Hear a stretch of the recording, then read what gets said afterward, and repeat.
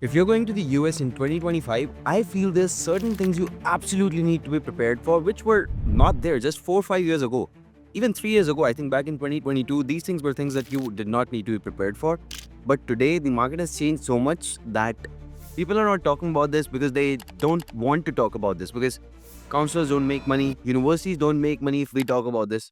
And I feel it's so important that you guys know what you're stepping into and you guys prepare at least for it. I know that you're going to go one way or the other, but if you're prepared, I think your job is going to be 1,000 times easier to basically get through this journey that you've basically embarked on. The first thing I want to talk to you about is jobs. Not everyone will get jobs, and this is something that we have to be okay with, simply because I know a lot of people are going there, and back in 2021, 2022, people were getting jobs left and right. But since 2023, jobs have been scarce, and most of you might already know the reason why that is happening. Now, I've talked about this previously in my videos as well, but getting jobs is not as easy as it used to be. People who are putting in the effort, sometimes even they are not able to get jobs. I think you have to be very strategic about where you're going in terms of which university you get into. Sometimes the location may matter more than the ranking. And of course, there still needs to be a balance. You don't need to go to a very badly ranked university as well, because at the end of the day, that's not going to get you the output you're looking for. So yes, you do need to put in a lot more effort, but if you do, you will be rewarded as well. Because see, the thing is, the people who have jobs, they have 4 or 5 job offers, and the people who don't have jobs, and there's a lot of them, they have 0 job offers. So either you are in the batch where employers are running after you, or you're in the batch where people are just not interested in you at all. Another thing that I've also talked about previously in some of my videos is that merit is going to be much, much more important than anything else. It's much more important than luck, for sure. And this is especially true as the Trump administration comes on board. As you may see, and I posted these kinds of videos before of Trump mentioning this. We're calling for Congress to end chain migration and to end the visa lottery system and replace it with a merit-based system of immigration. I posted about how basically Elon Musk has clearly mentioned that the H-1B system is broken and they need to reform it by increasing salaries. Vivek Ramaswamy talking about the exact same thing on his Twitter. Everyone, everyone in the administration who's upcoming is basically singing the same song. What do you think is going to happen? At the end of the day, we can really peek into the future. We are already able to see what's going on. And if you think about it, if you were an American citizen, you would also want this, right? Because what is happening is that the H-1B is being misused to get employees, essentially international employees, hired sometimes even before American employees. So what happens is that many times employers use this program to get cheaper employees, and the H1B still has a limit, a threshold essentially that you need to cross, that okay, salary should be above this amount. But right now around $60,000, it's not big enough essentially, where basically most of the salaries are anywhere above 60,000 as of today. So the program has not been reformed, and it's been a while, and it's been misused, and the people have detected it, And of course, if I were an American citizen also, I would also say, yeah, I would prefer that if, people from my own country get the jobs first, right? So instead of depending on the lottery, I already want you to start building a profile for merit. Now, how does US recognize merit?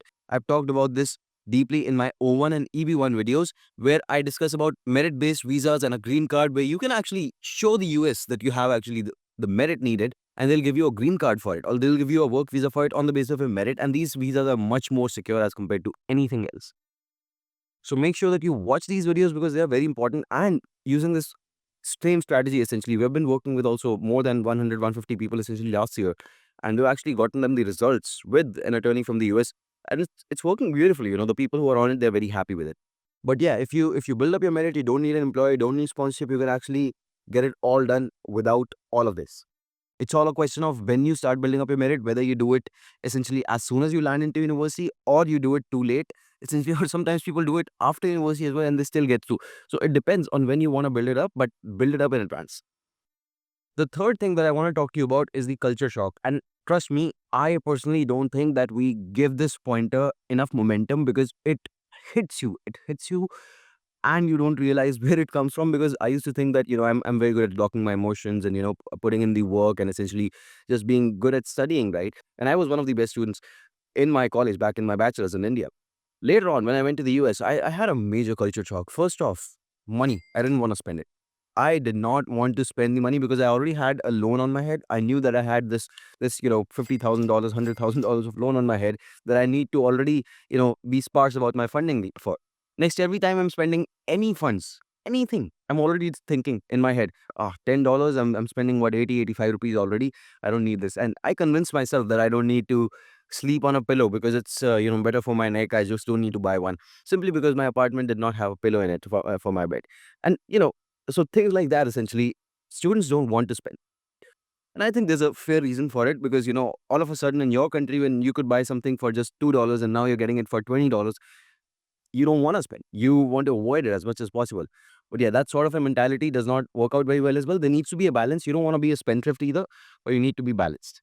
On top of that, you're not living with your parents anymore. So you're doing part-time jobs. In our country, we don't have this in our culture. We don't need to do part-time jobs just to afford an education. Our parents pay for our degrees many times, or we pay for our degrees by whatever savings we might have. And those degrees are not that costly that we need to indulge in part-time jobs along with studying. Usually, that's not how it works in our country. But now you're doing the chores as well. You're cooking for yourself, you're basically washing your clothes, you're doing all kinds of things, you're cleaning the house, and on top of that, you're studying and you're doing a part-time job.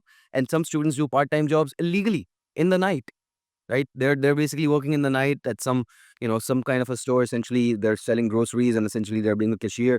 And because of that, sometimes there's safety issues that have happened. Basically, students have lost their lives just because they were in a bad area in the night.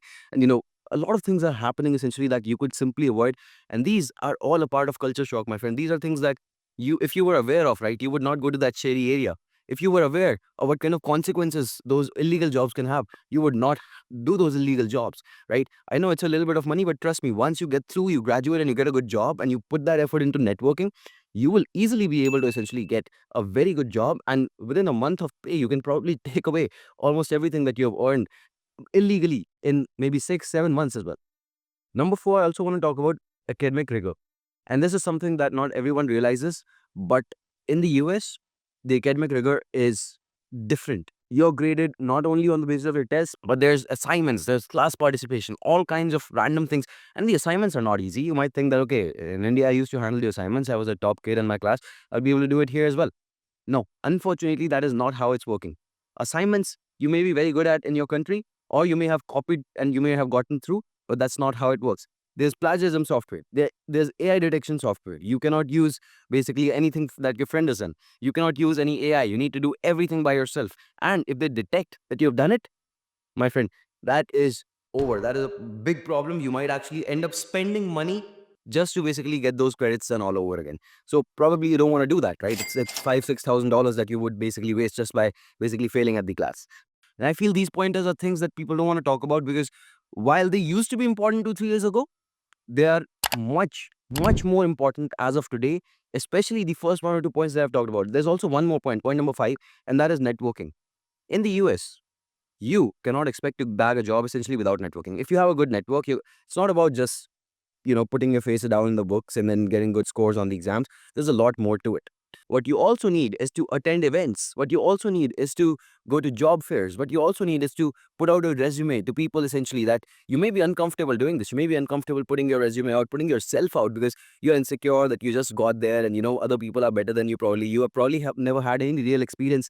You maybe directly went after school. But all those things you have to overcome and you have to go and you have to essentially put yourself out there. And you'll realize that once you start doing this right, you'll be thanking me for this advice. I can assure you of that.